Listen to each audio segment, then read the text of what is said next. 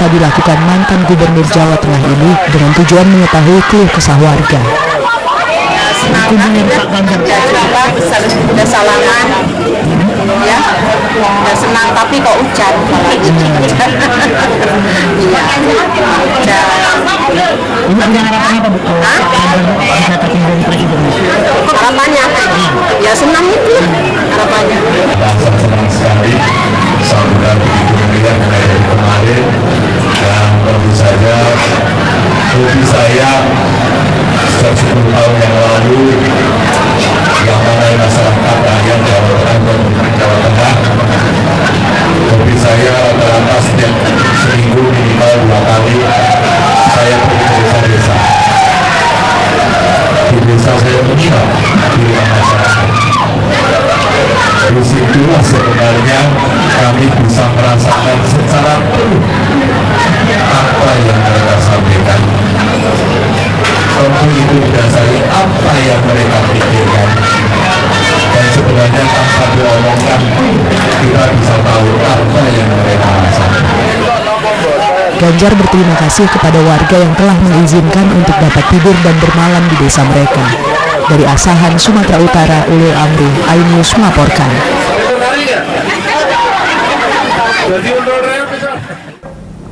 Pemirsa, dalam rangka memperingati Hari Pahlawan 10 November 2023, Kantor Otoritas Bandar Udara Wilayah 2 Medan di Bandara Kuala Namu menggelar acara Guyup Asyik Komunitas Bandar Udara Internasional Kuala Namu dengan mengangkat tema bersinergi dan berkolaborasi mewujudkan pelayanan transportasi yang inovatif dan kreatif.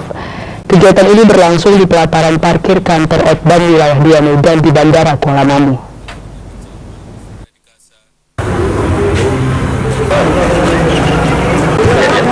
Dengan mengangkat tema bersinergi dan berkolaborasi mewujudkan pelayanan transportasi yang inovatif dan kreatif, Kantor Otoritas Bandar Udara Wilayah 2 Medan di Bandara Kuala Namu menggelar acara Guyup Asyik Komunitas Bandar Udara Internasional Kuala Namu. Kegiatan ini digelar dalam rangka memperingati Hari Pahlawan 10 November 2023. Acara Guyup Asyik yang diawali dengan senam pagi bersama ini juga membawa berkah tersendiri bagi pelaku UKM yang ikut diundang pihak panitia untuk menyajikan berbagai makanan untuk para peserta Guyup Asyik. Menurut salah seorang pelaku UKM, kegiatan seperti inilah yang sangat diharapkan para pelaku UMK guna membantu mereka meningkatkan taraf perekonomian yang lebih layak. Harapan kita kalau bisa setiap BUMN atau stakeholder yang ada sering-sering melakukan kegiatan ini sehingga mengundang UMKM seperti Soto Kesawan Jaya dan UKM-UKM lain untuk meningkatkan taraf ekonomi masyarakat khususnya Sumatera Utara.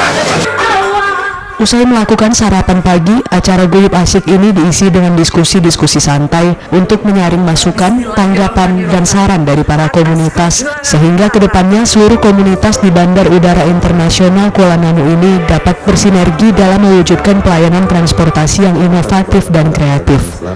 Sokib Al-Rohman selaku Kepala Kantor Otoritas Bandar Udara Wilayah 2 Medan dalam kata sambutannya mengatakan acara Guyup Asyik yang berkolaborasi dengan komunitas yang ada di Bandara Kuala Namu dapat menghadapi inovasi yang akan kita lakukan.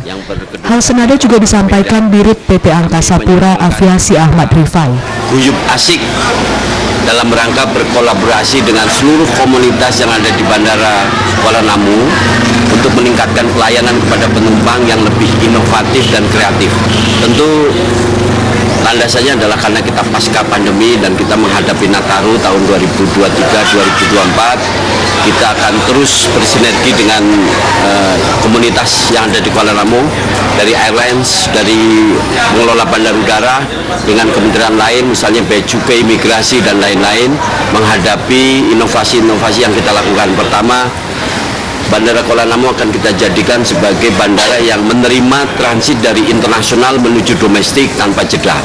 Kemudian kita harapkan juga bisa menerima penumpang transit internasional ke internasional seperti Changi yang ada di Singapura maupun di Kuala Lumpur. Mudah-mudahan usaha kita bisa kita lakukan. Tentu kita menerima masukan banyak, terutama customer kita utama yaitu para airliners bisa terlayanin fasilitas apa yang dibutuhkan. Tadi diskusinya sangat produktif. Dari Deli Serdang, tim iNews melaporkan. Pemirsa, Bupati tuding anggota DPRD hambat pembangunan. Tetaplah bersama kami di iNews.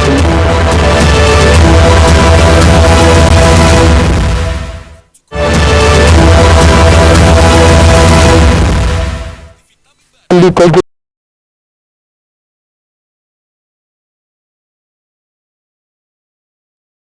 Bupati Samosir, Sumatera Utara diduga menuduh sejumlah anggota DPRD mendukung pembangunan daerah. Dugaan tuduhan ini disampaikan Bupati kepada masyarakat Desa Lumban Suhi-Suhi Toruan, Kecamatan Pangururan saat melakukan kunjungan. Dan komentar Bupati ini pun sempat viral setelah tayang di salah satu konten YouTube media sosial.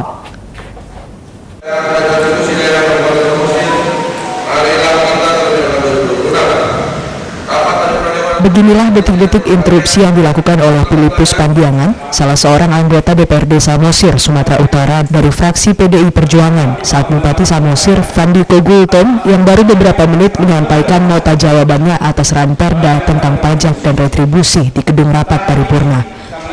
Filipus Pandiangan meminta Bupati Samosir Fandi Kogultom untuk memberikan pembupati yang viral di YouTube yang menuduh sejumlah DPRD Samosir menghambat dan tidak mendukung pembangunan daerah. Sebelumnya beredar video di sejumlah media sosial berdurasi 8 menit, Bupati Samosir berbicara kepada warga di Desa Lumban Suhi-Suhi Toruan, Kabupaten Samosir, yang menyebut tidak semua anggota DPRD mendukung, bahkan menghambat pembangunan Kabupaten Toba. Dan mereka selalu mendukung program pemerintah. Tapi saya juga harus katakan tidak semua anggota dewan mendukung. Ya, jadi unang salah kamu menginang dah. Boido, tapi yang siapa tidak mendukung. Kalau tidak ada di sini berarti tidak mendukung. Itu aja kuncinya. Menurut Filipus Pandiangan, anggota DPRD Samosir, ucapan tersebut sangat tidak pantas disampaikan Bupati Samosir kepada warga karena terkesan menuduh anggota DPRD tidak mendukung pembangunan. Padahal menurut Filipus, program Sirtu untuk membenahi jalan desa yang rusak yang dilakukan juga harus mematuhi regulasi tentang izin galian C. Kabupaten Samosir belum memiliki lokasi penambangan yang resmi, hingga pembangunan yang dimaksud menjadi terukur dan dapat dipertanggungjawabkan. Dalam ucapan saudara Bupati, ada beberapa pihak yang tidak mendukung sirkulisasi. Jadi ini perlu saya jelaskan dalam tanggapan umum pribadi tadi malam, bahwa kami fraksi PDIP secara jujur tidak antipati dengan program Bupati terkait sirkulisasi. Memang kita sadar bahwa jalan-jalan di Samosir banyak yang rusak. Mungkin inilah program Bupati sesuai dengan janji Bupati sebelum pencalonan atau visi dan misi yang menyatakan 1 tahun jalan di Samosir akan mulus. Mungkin dengan program sirkulisasi Bupati akan meluluskan jalan di Samosir. Namun secara jujur kami nyatakan PDIP tidak antipati dengan sirkulisasi, namun hendaknya Bupati dalam melakukan program sesuai dengan regulasi. Bangunan, Bupati Samosir Fandi Kogultom saat dimintai komentarnya justru tidak bersedia memberikan keterangan tanpa alasan yang jelas. Dari Samosir, Junjungan Marpaung, iNews melaporkan. Pemirsa, pemerintah Kota Medan bekerja sama dengan Persatuan Artis, Penyanyi, Pencipta Lagu, dan Pemusik Republik Indonesia atau PAPPRI Kota Medan menggelar Anugerah Musik Medan atau AMM tahun 2023. Ajang bergengsi yang pertama kali diselenggarakan di Kota Medan ini merupakan bentuk dukungan sekaligus apresiasi atas karya insan musik yang ada di Kota Medan.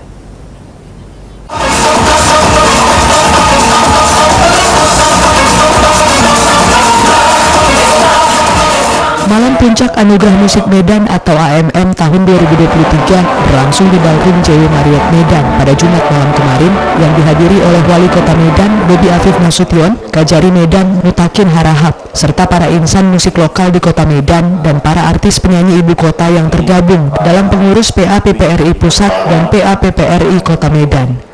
AMM 2023 merupakan ajang bergengsi yang pertama kali diselenggarakan di Kota Medan kerjasama pemerintah Kota Medan melalui Dinas Pariwisata Medan dengan PAPPRI Kota Medan dengan tujuan membentuk ekosistem musik di Kota Medan dengan memberikan dukungan sekaligus apresiasi atas karya insan musik yang ada di Kota Medan. Wali Kota Medan Bobi Afif Nasution mengatakan alasan diselenggarakan kegiatan AMM 2023 ini adalah untuk menuju Indonesia Emas 2045, di mana Indonesia diprediksi sebagai negara 4 besar ekonomi dunia, dan menuju itu syaratnya adalah ketersediaan lapangan kerja. Karena untuk bisa memastikan musik ini menjadi salah satu penggerak ekonomi, musik ini menjadi salah satu penampung lapangan kerja, yang harus dilakukan pemerintah adalah dua saya rasa. Yang pertama memberikan ruang, yang kedua adalah memberikan apresiasi.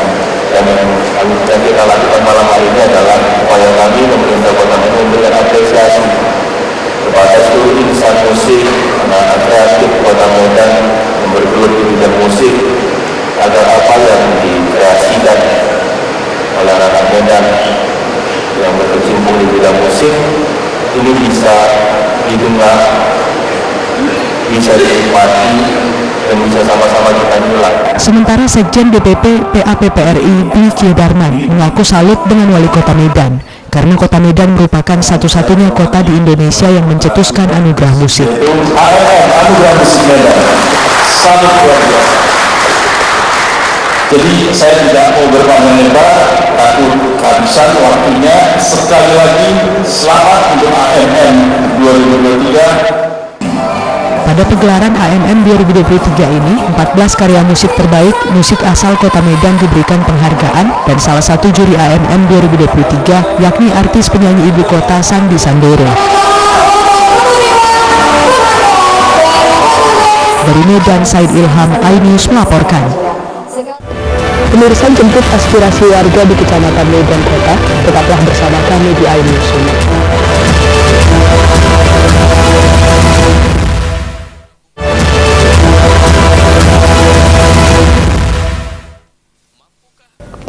Terima kasih Anda masih bersama kami di iNews Sumut Inspiring and Informatif.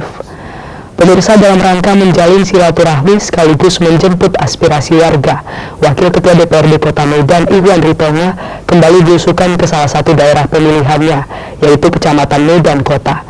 Dalam belusukannya, warga banyak mengeluhkan kepada Wakil Ketua DPRD Kota Medan Iwan Ritonga tentang masih buruknya pelayanan kesehatan di Kota Medan, baik itu di puskesmas maupun di rumah sakit yang sudah bekerja sama dengan BPJS Kesehatan.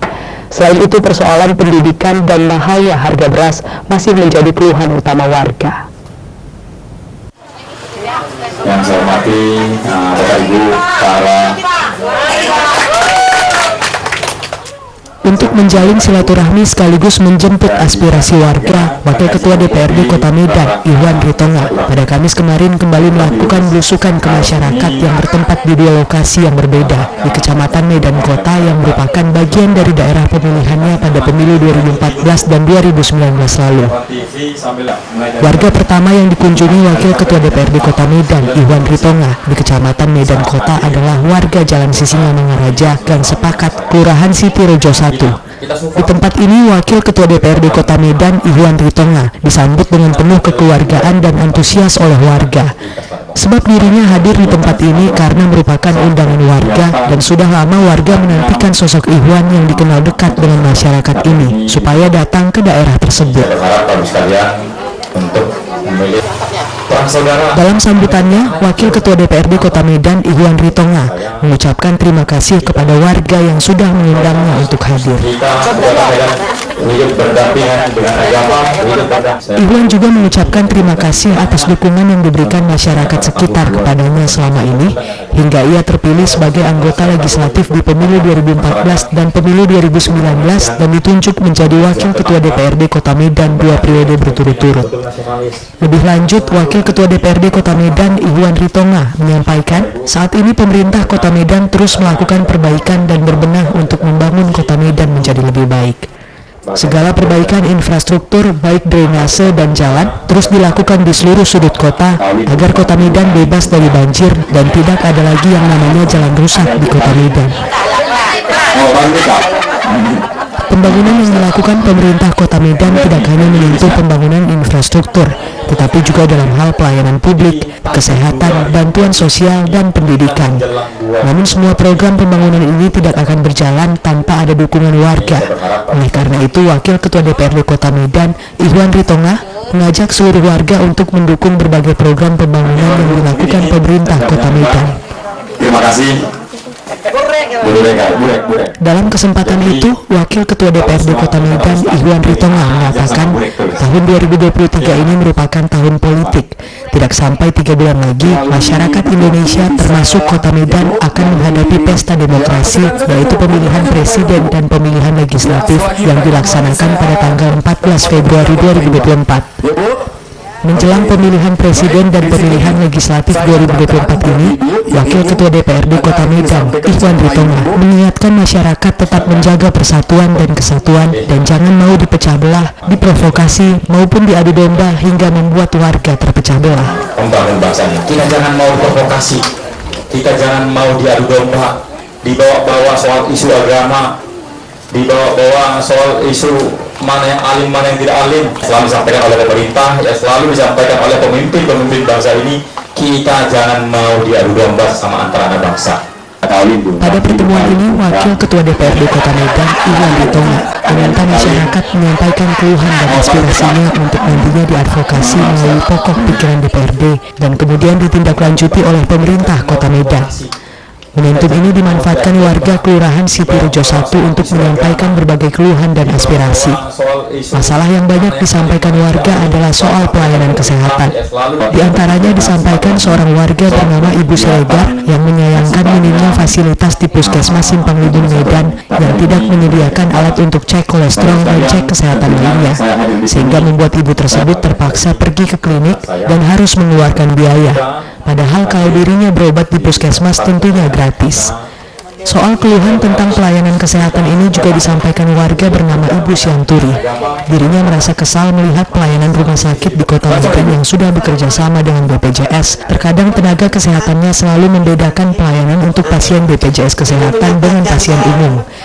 Selain itu, Bu Sianturi juga kecewa dengan pelayanan Puskesmas Simpang Lubung Medan yang memberikan batasan obat padanya yang memiliki riwayat penyakit hipertensi. Pelayanan sudah bagus, alat-alat deteksi kolesterol itu selalu nggak ada, Pak. Jadi kita terpaksa pulang lagi ke klinik, ya bayar juga akhirnya kan, Pak.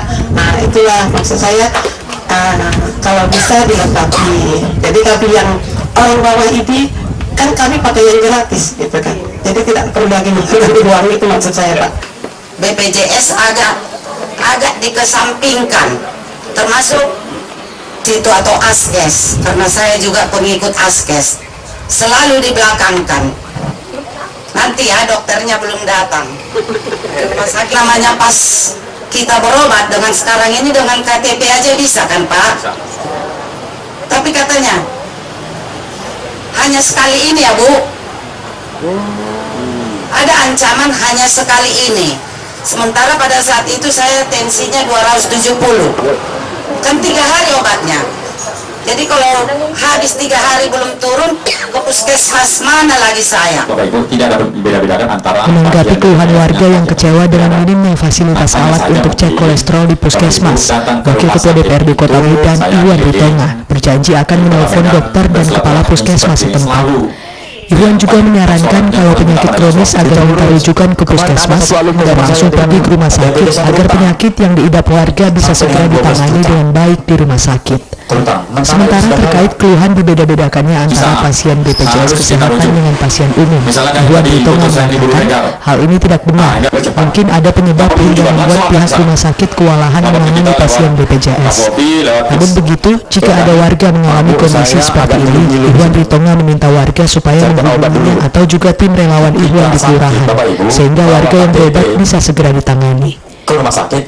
Sementara tentang pembatasan obat kepada pasien yang dilakukan pihak Puskesmas Simpang Lubung Medan, Wakil Ketua DPRD Medan, Ihwan Ritonga, sangat menyayangkannya dan ia berjanji akan menghubungi Kepala Puskesmas dan Kepala Dinas Kesehatan Kota Medan agar persoalan seperti ini tidak terulang kembali kepada masyarakat. Kan mungkin orang yang berobat dengan kapasitas umum tidak terlalu banyak. Memang dengan kondisi banyaknya peserta BPJS, hampir 96% masyarakat Kota Medan adalah peserta BPJS, termasuk saya BPJS. Ya, kita memang rumah sakit kita kurang, Bu. Itu yang menjadi. Kita sering panggil para pemilik rumah sakit, direktur dari rumah sakit, dengan alasan kita panggil karena pengaduan masyarakat soal tidak tersedianya misalnya kamar, tidak tersedianya misalnya ruangan IGD pun full, penuh. Selain masalah pelayanan kesehatan, warga sekitar juga menyampaikan keluhannya terkait soal pendidikan gratis dan beasiswa bagi keluarga tidak mampu. Warga juga menanyakan kepada Ihwan Ritonga apakah sekolah negeri diwajibkan melakukan pengutipan uang sekolah. Wakil Ketua DPRD Kota Medan, Ihwan Ritonga, mengatakan dirinya akan mendorong pemerintah Kota Medan supaya melengkapi puskesmas dengan cek alat kesehatan seperti untuk kolesterol, gula darah, dan hipertensi, karena ini sangat vital untuk warga. Menurut Ihwan Ritonga, Kota Medan kini sudah menerapkan program UHC, di mana cukup dengan menunjukkan KTP dan KK, warga sudah bisa mendapatkan pelayanan kesehatan gratis di seluruh rumah sakit di Kota Medan yang bekerja sama dengan BPJS Kesehatan. Dan bila ada pihak rumah sakit di Kota Medan yang bekerja sama dengan BPJS Kesehatan membedakan dan mempersulit pasien BPJS, DPRD Medan akan menindaklanjutinya agar rumah sakit bersangkutan diberikan sanksi tegas. Sementara terkait soal beasiswa pendidikan bagi masyarakat keluarga prasejahtera atau kurang mampu, Ihwan yang juga merupakan Ketua DPC Partai Gerindra Kota Medan ini berjanji akan berkoordinasi dengan instansi terkait sehingga murid yang orang tuanya tidak mampu dapat diberikan pendidikan gratis seperti beasiswa. Ihwan juga menyayangkan masih ada sekolah negeri di Kota Medan yang masih melakukan pengutipan uang sekolah, terutama kepada siswa tidak mampu, dan ia akan berkoordinasi dengan pemerintah terkait hal ini. Dalam rangka mendengar aspirasi oleh masyarakat di sini, ternyata yang menjadi mereka adalah salah satunya soal kesehatan, di mana salah satu rumah sakit puskesmas di Kota Medan, puskesmas Jalan Kemiri, puskesmas di Jalan Saudara, katanya tidak mempunyai alat untuk ngecek kolesterol. Harapan mereka kepada kita, kepada pemerintah untuk diadakan alat itu sehingga puskesmas yang di Jalan Saudara itu bisa mengecek kolesterol. Biasanya mulai darah, gula darah, gula, rematik, asam urat, kolesterol gitu ya. Itulah harapan mereka. Insya Allah nanti yang disampaikan kepada Wali Kota Medan, kepada pemerintah Kota Medan untuk segera mungkin dibuat. Karena ini betul-betul termasuk vital yang dibutuhkan oleh masyarakat di sini. Pendidikan diharapkan oleh orang tua murid adanya beasiswa untuk siswa yang kurang mampu di SMA negeri. Setahu kita kan SMA negeri ini adalah SMA negeri gratis, SMA yang tidak dipungut biaya apapun. Ternyata ini yang kita perlu pelajari, kenapa di SMA negeri ada biaya uang sekolah gitu ya, itu yang disampaikan oleh Ibu di sini.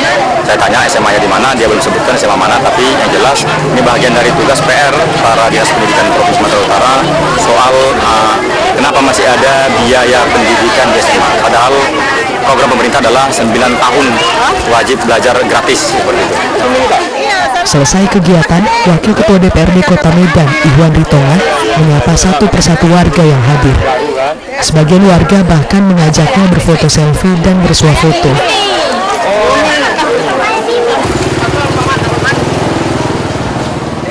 Usai mengunjungi warga di Jalan Sisingamangaraja, Gang Sepakat, Kelurahan Siti Rejo 1, Wakil Ketua DPRD Kota Medan, Ihwan Ritonga, kemudian melanjutkan belusukan ke Jalan Turi Ujung, Gang Bengkok, Kelurahan Sudirejo 1, Kecamatan Medan Kota. Sama seperti sebelumnya, Ihwan Ritonga yang diundang warga datang ke Jalan Turi Ujung ini pun disambut dengan penuh kekeluargaan dan antusias oleh warga yang mayoritas kaum ibu. Mengawali pertemuan dengan warga, Wakil Ketua DPRD Kota Medan, Ihwan Ritonga menyampaikan, hubungan tali silaturahmi dengan warga Jalan Turi Ujung tersebut diharapkan ke depan tetap terus dijaga. Kedatangannya juga di tempat itu sekaligus ingin mendengarkan berbagai keluhan dan aspirasi warga yang nanti akan diadvokasi melalui pokok pikiran di DPRD Kota Medan dan kemudian disampaikan ke pemerintah Kota Medan agar ditindaklanjuti. Ketua DPC Partai Gerindra Kota Medan ini mengatakan, sepanjang ia berkeliling menemui masyarakat Kota Medan, persoalan yang selalu dikeluhkan masyarakat adalah masalah kesehatan, pendidikan, dan bantuan sosial. Ia pun mempersilahkan warga sekitar untuk menyampaikan unek-uneknya agar apa nanti yang menjadi keluhan warga bisa dapat ia bantu. Dalam kesempatan ini, Ikhwan pun kembali mengajak warga untuk mendukung berbagai program pembangunan yang sedang dilaksanakan oleh pemerintah Kota Medan, sehingga visi misi pembangunan kota dalam mewujudkan masyarakat Kota Medan yang berkah, maju, dan kondusif dapat terrealisasi. Tentunya kesempatan bersilaturahmi bertatap muka dengan kita ini merupakan kebanggaan tersendiri bagi saya. Warga yang hadir pun satu persatu menyampaikan keluhannya kepada Wakil Ketua DPRD Kota Medan, Ikhwan Ritonga. Salah satunya adalah Putri yang bertanya tentang kartu BPJS kesehatannya yang mati karena suami sudah tidak sanggup lagi membayar akibat terkena PHK. Ia menanyakan apakah dengan kartu BPJS Mandiri yang sudah mati, keluarganya bisa mengikuti program UHC pemerintah Kota Medan dengan cukup menggunakan KTP dan KK untuk bisa berobat gratis. Pasalnya ini menyangkut penyakit kronis anaknya yang harus rutin dibawa berobat ke rumah sakit supaya ditangani secara maksimal. Jadi kan mereka umum. Jadi 2 hari kemudian nggak sembuh demamnya, saya bawa lagi ke rumah sakit, kan dapat bantuan dari Pak Budi. Kan melalui pakai kakak aja bisa bukan Budi. Itu kan sementara BPJS sudah mati. Apa itu?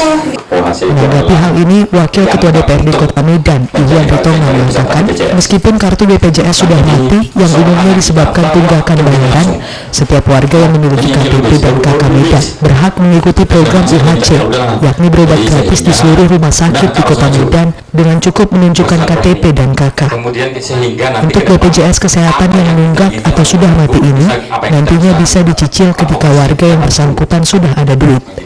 Dan untuk anak yang sakit tersebut, Wakil Ketua DPRD Kota Medan, Ikhwan Ritonga menyarankan supaya segera dibawa ke rumah sakit agar penyakit kronisnya segera ditangani, dan jika ada nanti kendala ditemukan di rumah sakit, Wakil Ketua DPRD Kota Medan, Ikhwan Ritonga siap mengawal dan membantu perobatan anak tersebut. Untuk anak kita tadi, kalau langsung di IGD, itu langsung ditangani, wajib ditangani oleh pihak rumah sakit. Persoalan itu ada nunggak, ada ini, itu nanti. Yang penting tangani dulu, dan bisa cicil. Yang belum punya BPJS. Menurut Wakil Ketua DPRD Kota Medan, Ikhwan Ritonga, soal pelayanan kesehatan ini selalu menjadi masalah di tengah masyarakat Kota Medan, terutama menyangkut pelayanan rumah sakit yang terkadang membedakan penanganan antara pasien BPJS Kesehatan dengan pasien umum. DPRD Kota Medan, lanjut Ikhwan, telah menjadikan ini sebagai bahan evaluasi agar pemerintah Kota Medan ke depannya dapat memberikan tindak tegas terhadap rumah sakit yang bekerja sama dengan BPJS tetapi tidak mau menerima pasien BPJS atau membedakan pasien BPJS dengan pasien umum. Wakil Ketua DPRD Kota Medan, Ikhwan Ritonga, berharap seluruh rumah sakit di Kota Medan, khususnya yang bekerja sama dengan BPJS, supaya menerima dengan baik pasien BPJS. Yang selalu dipermasalahkan masyarakat, yang selalu dikeluhkan oleh masyarakat adalah soal kesehatan, soal rumah sakit yang tidak aktif dan rumah sakit pasien BPJS. Itu yang selalu dibuka. Padahal dalam aturan tidak ada membedakan antara pasien umum dengan pasien BPJS. Di mata pemerintah itu adalah sama. Maka ini menjadi bahagian dari evaluasi kita terhadap pemerintah seluruh rumah sakit di Kota Medan untuk benar-benar seluruh menerima pasien yang hadir di BPJS, menerima dengan baik pasien-pasien BPJS, ya, supaya tidak membedakan antara pasien umum dengan baik. Dalam pertemuan dengan masyarakat Jalan Turi Ujung, Gang Bengkok, Kelurahan Sudirejo 1, Kecamatan Medan Kota tersebut, Wakil Ketua DPRD Kota Medan juga menyempatkan diri untuk menyapa satu persatu warga, sembari mengajak warga berbincang dan bersenda gurau. Dari Medan, Said Ilham, iNews melaporkan. Terima kasih.